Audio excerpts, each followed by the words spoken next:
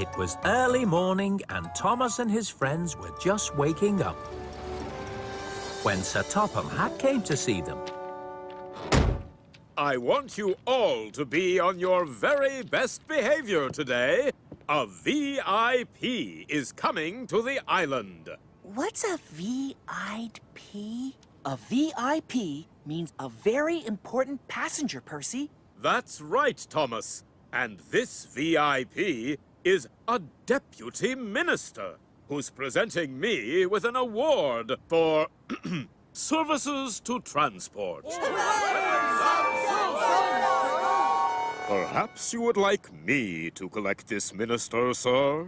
I'm sorry, Gordon, but Spencer is already bringing him. Spencer? Oh, I might have known.